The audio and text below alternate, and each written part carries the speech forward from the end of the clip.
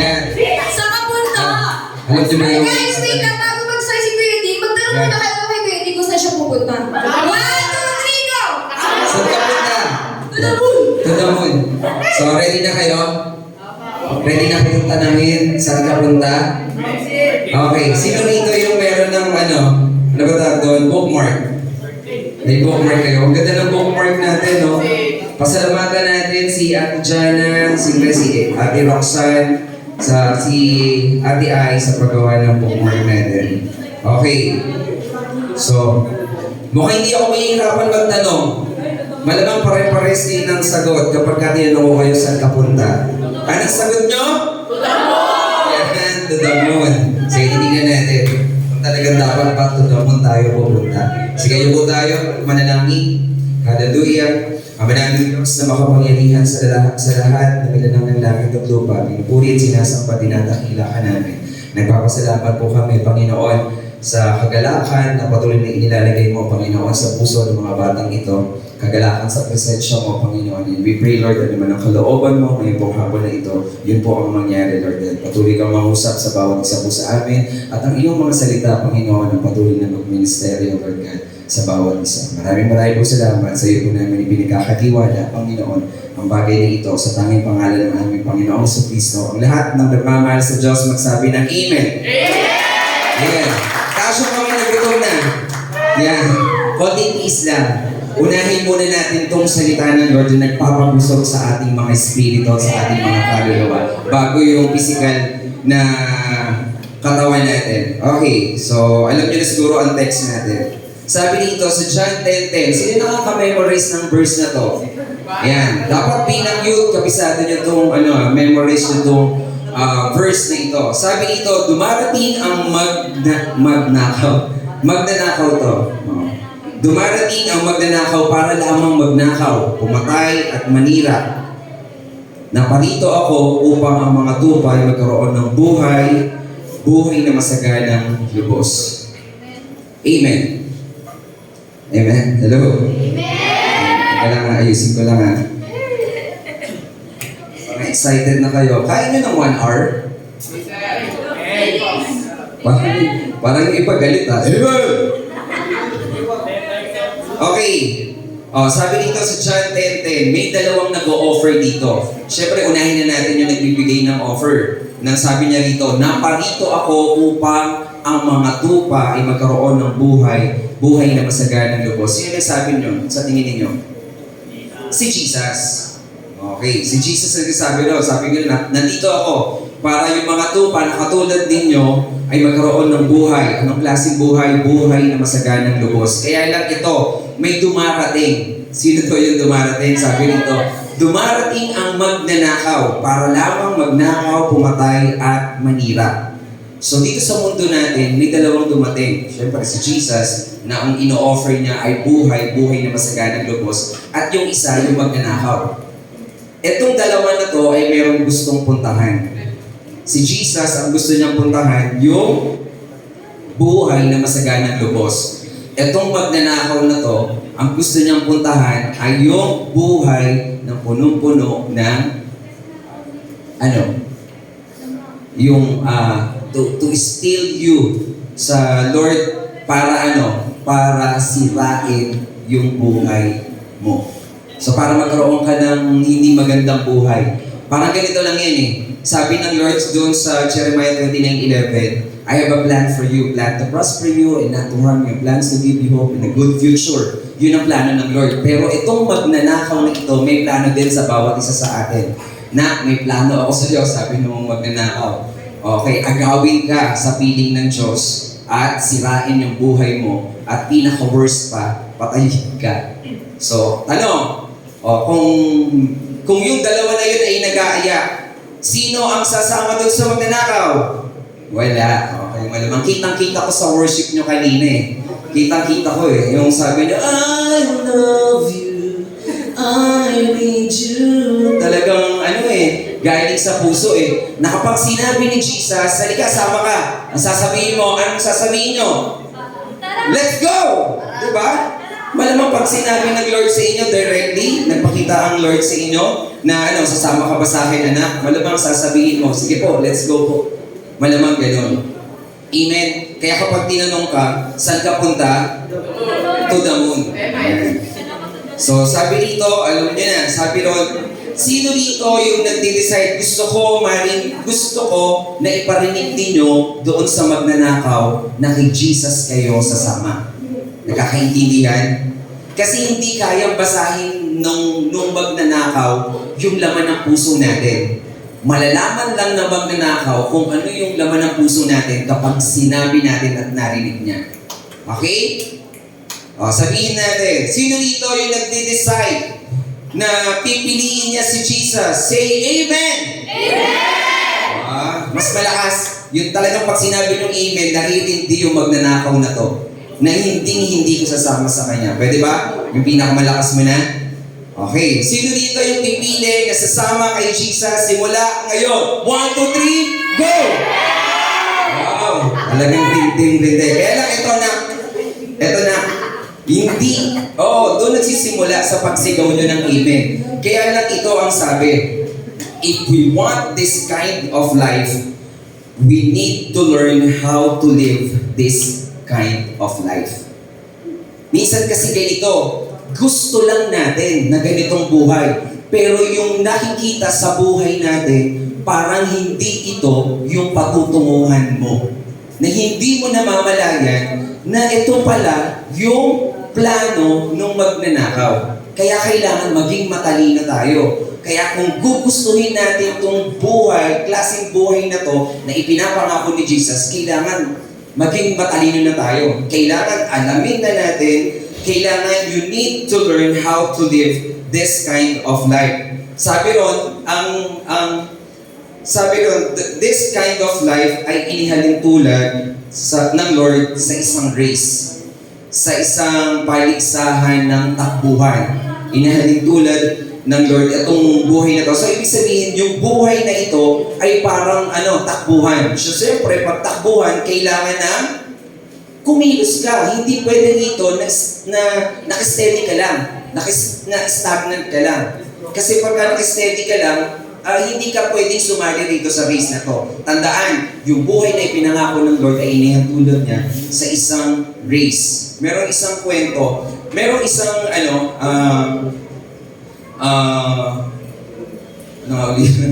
meron isang foreigner, pumunta siya sa Africa. So, ang ginawa niya, nag-observe siya sa Africa. Tapos nakita niya yung mga bata roon. Kung imagine natin, yung buhay ng mga sa Africa. So, pag sinabing Africa, may doon, mahirap. So, nakita niya yung mga bata na yung mga naglalaro, marami yung mga bata. So, nakaisip siya na ipapagawa doon sa mga bata. Ang sabi niya gano'n, may nilagay siyang yung a bundle of fruits and doon sa malayo.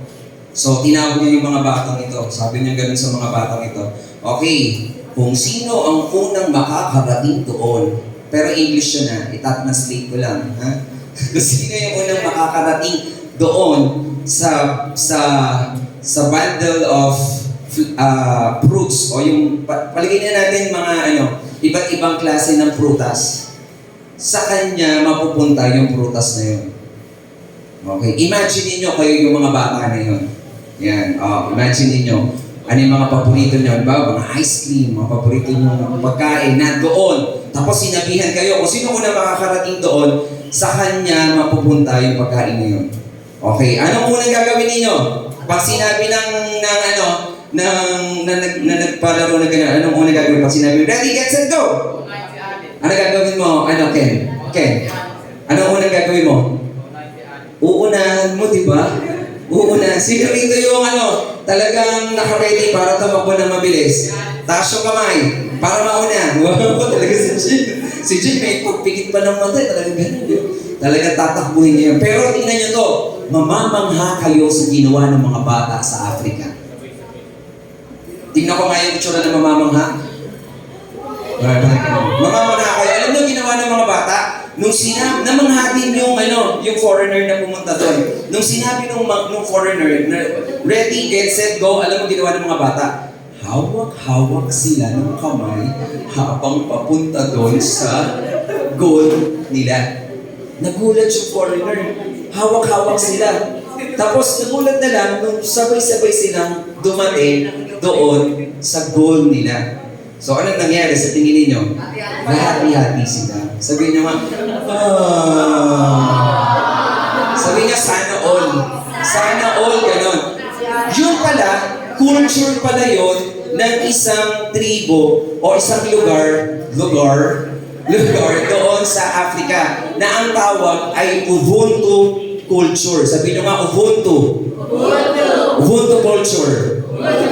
Okay, maganda gayahin natin yung culture nila na Ubuntu culture na gano'n yung dapat sama-sama. Kung meron mang goal tayong gustong marating, dapat sama-sama hawak kamay tayo. Walang may iwan, walang mauuna, walang mangiiwan. Sabihin nyo, walang mangiiwan. Walang mangiiwan. Kahit gutom na gutom ka na, huwag kang mangiiwan. Nagkakaintindihan, sama-sama tayo. Are you ready?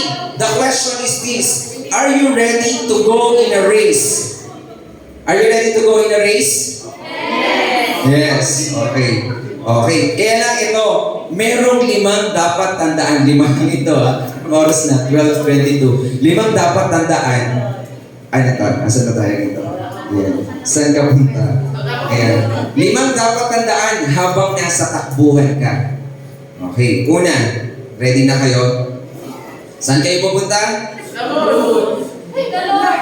Okay, tingnan natin sa Hebrew 12:1. Dito tayo. Kaya nga dahil napapaligiran tayo ng napakaraming saksi, tanggalin natin ang anumang balakid at ang kasalanan kumakapit sa atin. Buong tiyaga tayong tumakbo sa takbuhin na sa ating harapan. Verse 2, ituon natin ang ating paniin kay Jesus. Sa Kanya na nakasalalay ang ating pananampalataya mula simula hanggang katapusan. 5 dapat tandaan. 5 dapat tandaan habang nasa takbuhan tayo. Ito yun. Saan ka punta? To the moon. Ano yung una? Yan. Sa Tagalog ng moon, buwan. So, tandaan itong 5 na to. Number 1. Ano doon? Sabi sa Hebrew 12:1. Kaya nga dahil napapaligiran tayo ng napakaraming saksi, tanggalin natin ang anumang balakid at ang kasalanan kumakapit sa atin. Ang number 1, bitawan ang anumang magiging balakid sa pagtakbo. Kung titignan natin, yung verse na to, sabi rito, kaya nga, ibig sabihin ng kaya nga sa English, therefore, ito yung conclusion noong verse na sinundan.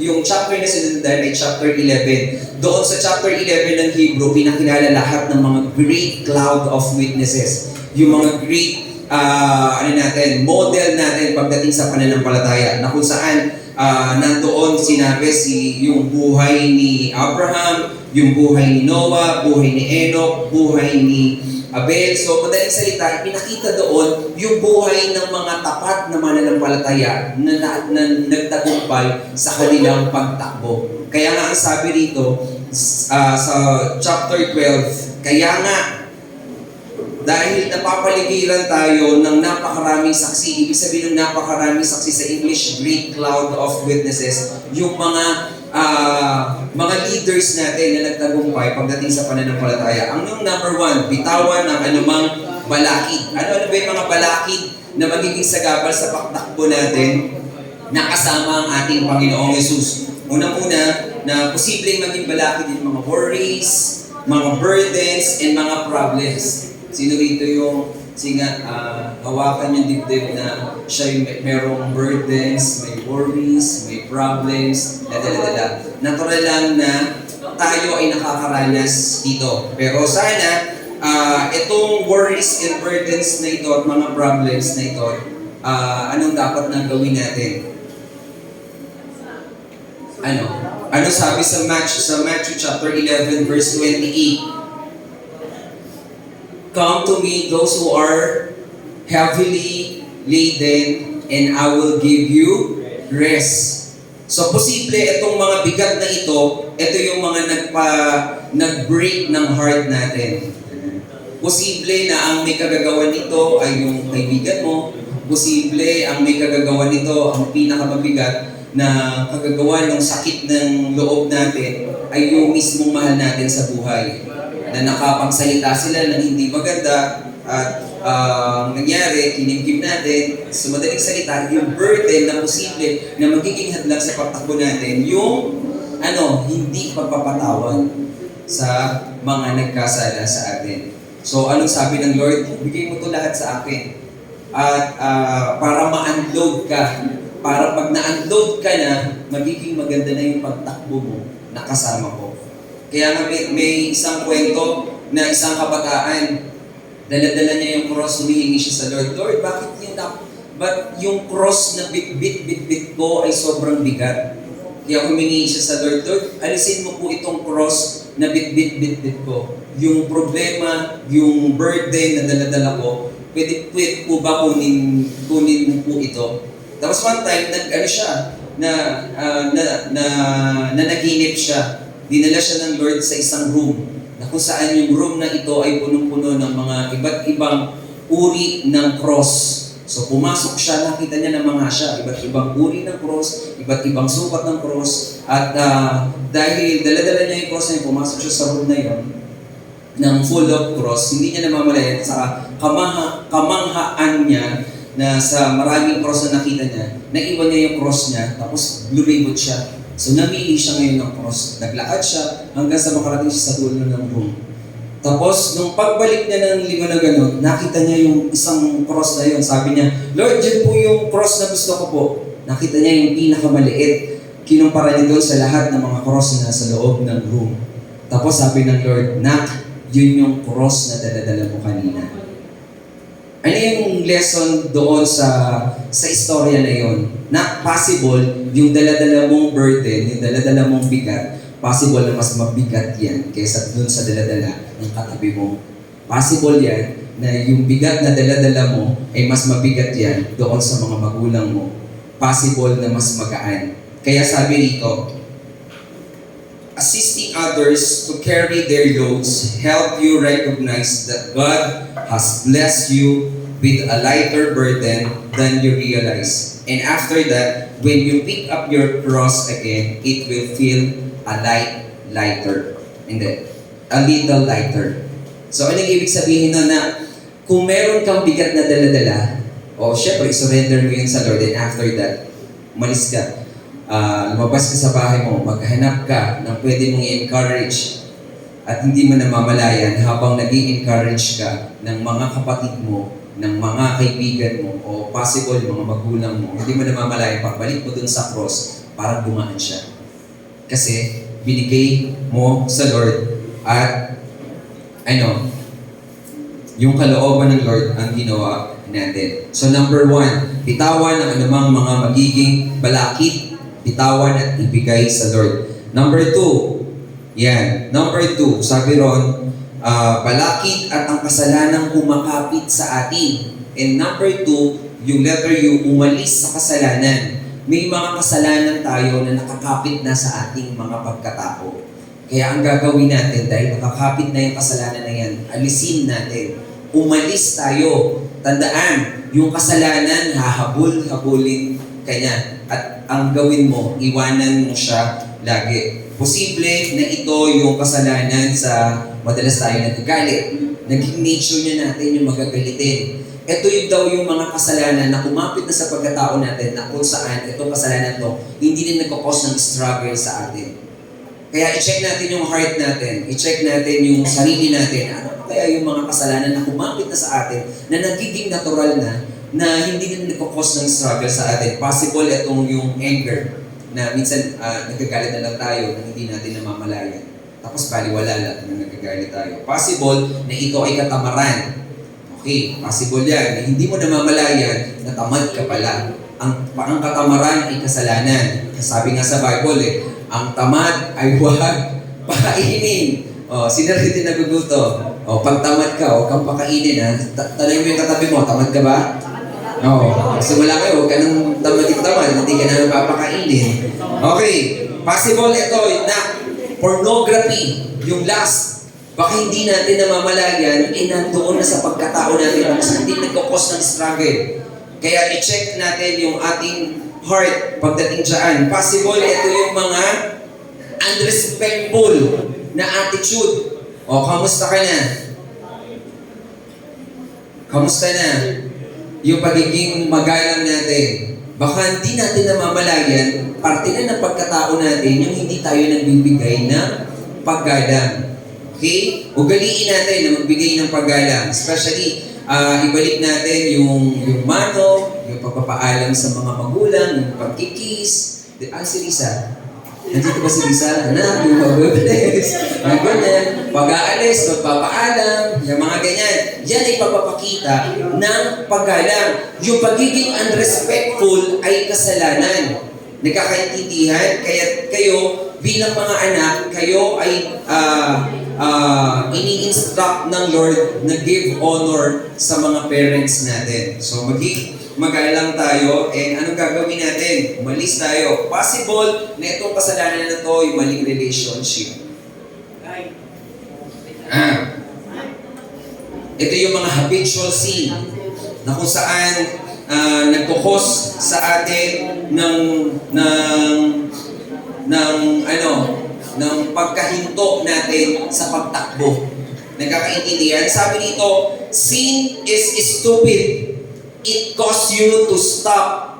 And when you stop, you will start to fall. Tandaan, yung kasalanan na nakakapit na sa ating pagkatao, nagkukos ito ng paghinto sa ating pagtakbo.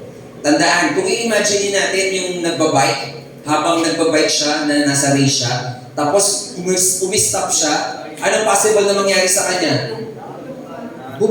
Babagsak siya. Kahit na anong gawin niyang balance na yun, at nag-start siya na mag-stop, ang mangyayari sa kanya, fall. Tandaan na, pagka hindi natin inalis yung kasalanan, yung mga habitual sin na nasa atin, na hindi na nagkakos ng struggle sa atin, na it will cause you to stop. At pagka nag-stop ka, ano mangyayari? Fall. At yun ang pinakamasaklap na mangyayari sa atin, yung bumagsak tayo at maalis tayo sa takbuhan. At pangatlo, kailangan natin, itong 3 at 4 na to, magkadugtong to. Sabi dito, huwag susuko, araw-araw tumingin at makinig kay Jesus. Huwag susuko. Sabihin mo sa katabi mo, huwag ka susuko ha. Kahit na anong mangyari, tuloy-tuloy tayo na tumakbo kasama si Jesus. Kahit na anong mangyari, kahit na piliting nakawin ka ng magnanakaw, sikapin mo pa rin na piliin lagi na tumakbo na kasama si Jesus. Kahit na mahirap, kahit na nahihirapan ka. Sabi rin sa verse 3. Sige, basahin ko ha.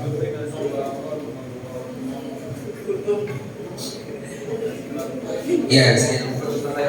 Malapit na ako matapos. Sabi dito sa verse 3, isip-isipin ninyo kung gaano ang tiniis niyang pag-uusig sa kamay ng mga makasalanan upang hindi kayo manlupaypay o panghinaan ng loob. Hindi pa humahantong sa pagdanak ng dugo ang pakikipaglaban ninyo sa kasalanan. Imagine niyo yun. Sabi ng Lord na gano'n, isip-isipin mo naman ang ginawa ni Jesus.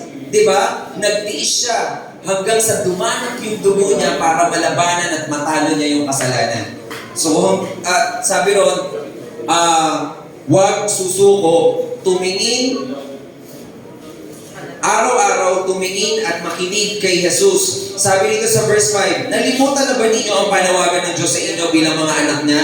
Mga salitang nagpapalakas ng loob? Anak ko, huwag mong baliwalain ang pagtutuwid ng Panginoon at huwag kang panghihinaan ng loob kapag ikaw ay dinidisiplina niya.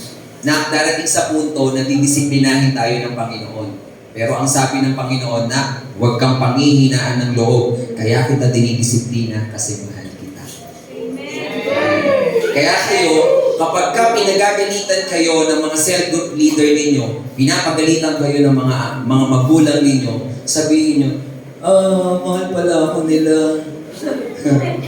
Tandaan, kaya kayo dinidisiplina, kaya kayo pinapagalitan, kasi unang-una, mahal tayo ng Diyos. Sabi dito, Tiisin ninyo ang lahat ng hirap tulad sa pagtutuwid ng isang ama dahil ito'y nagpapakilalang kayo'y tinatanggap ng Diyos bilang tunay niyang mga anak.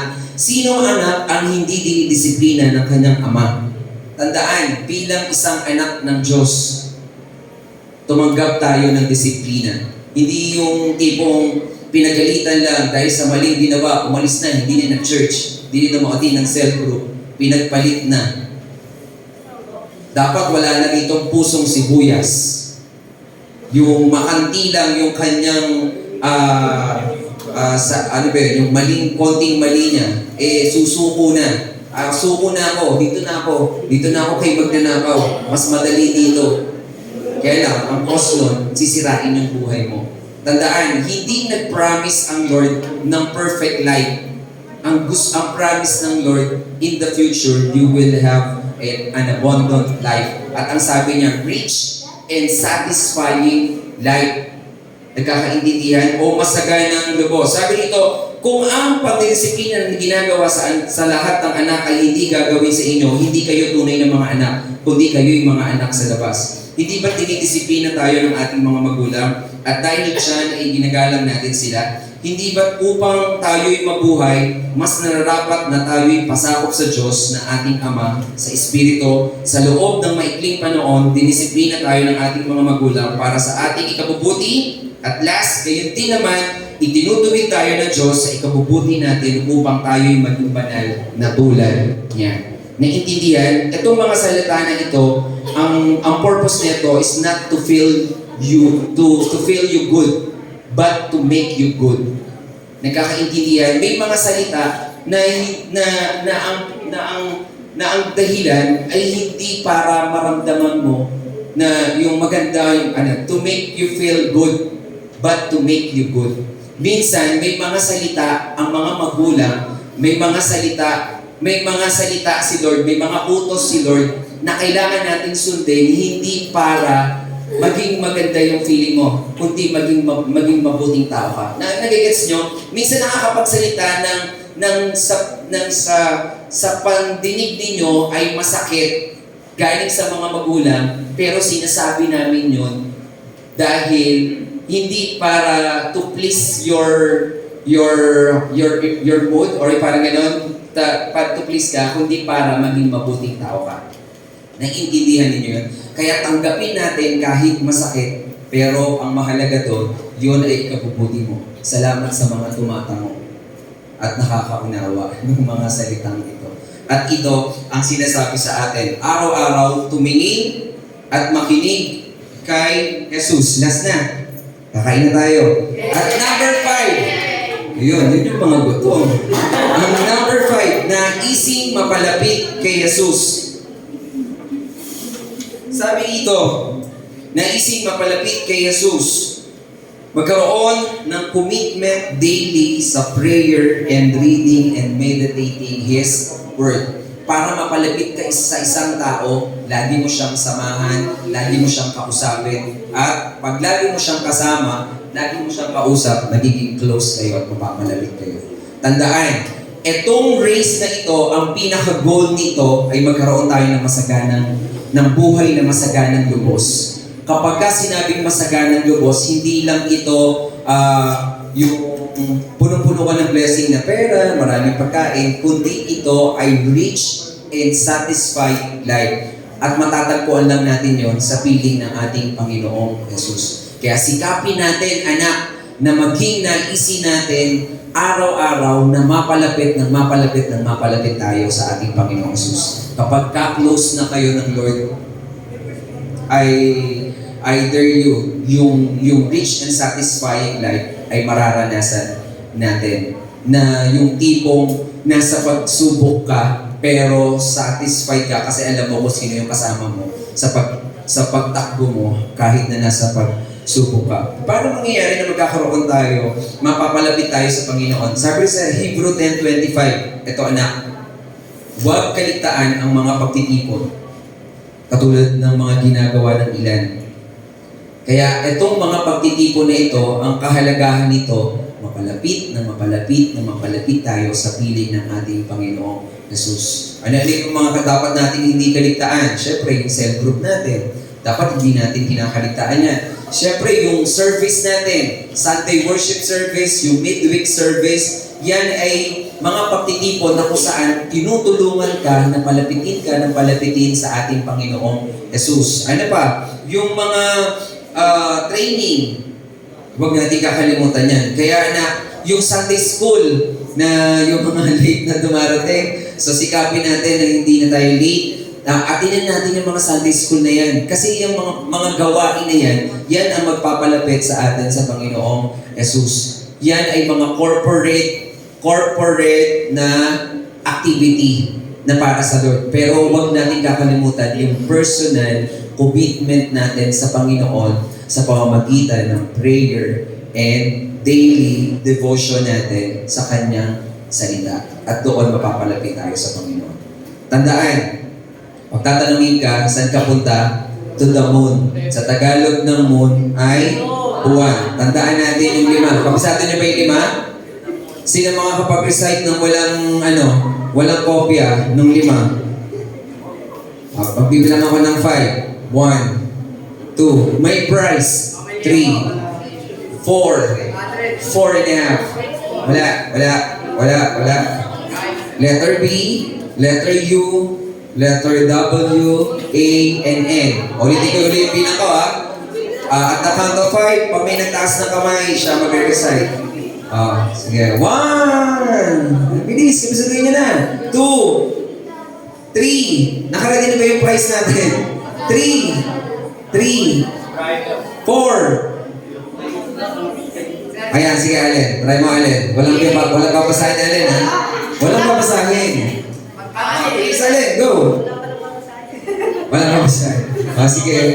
Lagi niyo tatandaan yan, ha? Balikan natin. Unang-una, bitawan ang anumang magiging balakid. Number 2, umayon sa kasalanan. W, huwag susuko. And letter A, araw-araw tumingin kay Jesus. And letter N, naising mapalapit kay Jesus. So, kayo po tayong lahat at tayong manalangin. Ama namin Diyos na makapangyarihan sa lahat, punong-puno ng biyaya at mga pagpapala. Salamat Panginoon sa pagpapala ng galing sa iyong mga salita. Nagpapaalala po sa amin, Panginoon, na ikaw ang tanging naming tagapagligtas, Panginoon. At kasama po namin, Panginoon, sa takbuhan ito.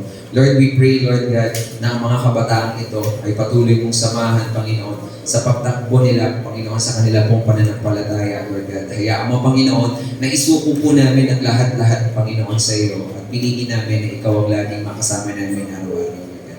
Hawakan mo po ang buhay ng mga batang ito, anuman ang kalooban, anuman ang plano mo, Panginoon, sa mga batang pong ito, yun po ang mangyari, Lord God. And we pray, Lord, na gamitin mo po sila na instrumento mo upang yung mga kaibigan nila, mga kaklase po nila, Panginoon, ay madala po nila, Panginoon, sa mga ganitong uri na gawain, Panginoon, upang magtulungan din po namin sila, Panginoon, na ilapit nila, Panginoon, ang kanila pong mga sarili, Panginoon, sa iyo. Sapagkat ang pangako mo, Panginoon, bibigyan mo po kami ng rich and satisfying life and abundant life, Lord God. Kaya maraming po, Panginoon. Maraming salamat, Panginoon, sa iyong mga pangako. Kaya, Lord, lagi mo po kaming samahan, Panginoon. Ito po ang aming samot dalangin sa tanging pangalan ng aming Panginoong Jesucristo. Ang lahat na nagmamahal sa Diyos ay magsabi ng Amen!